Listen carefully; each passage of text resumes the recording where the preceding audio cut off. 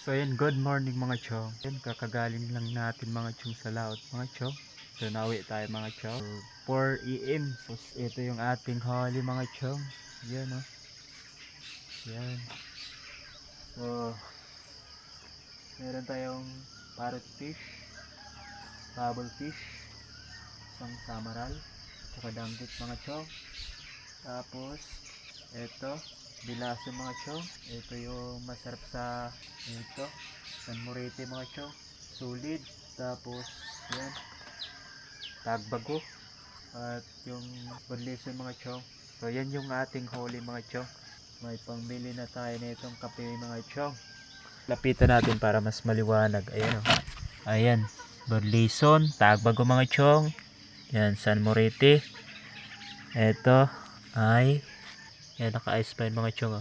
Iniwalay ko yung ice mga chong para hindi tayo mahirapan pag balot. Yan o. Laki ng samaral mga chong. Magandang hapon mga chong. Hindi tayo naka-update kanina mga chong na dahil ayan, hindi kinaya ng ating katawan mga chong. Napagod tayo mga chong.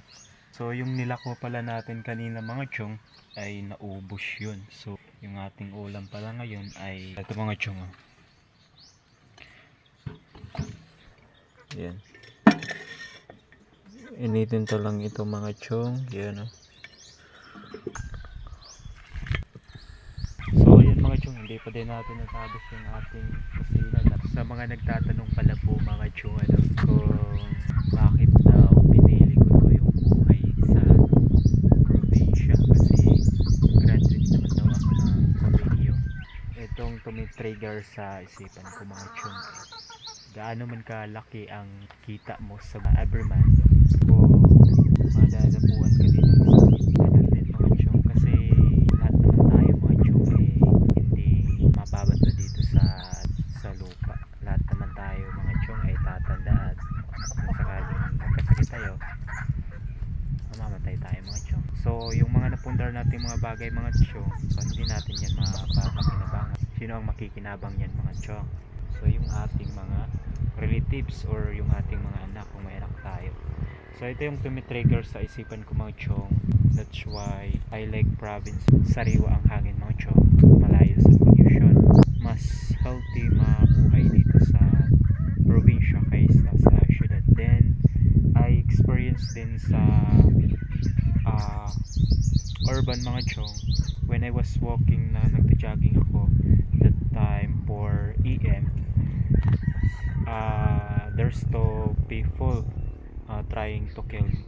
So yun yung mga chong sign na parang ayaw kong mag-stay sa syudad, kasi maraming mga loko-lokong tao, maraming mga taong may siraang utak, maraming mga taong kakulangan sa isip. So isa yun sa naging dahilan kung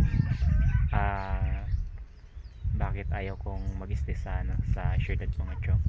So mas pinili ko talagang mabuhay dito sa probinsya, kasi yan, malayo ka sa masasamang tao.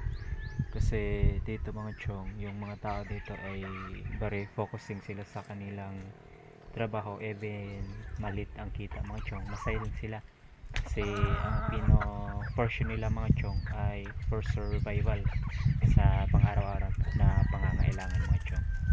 So yun yung mga dahilan mga chong kung bakit ayaw kong mag-stay sa syudad.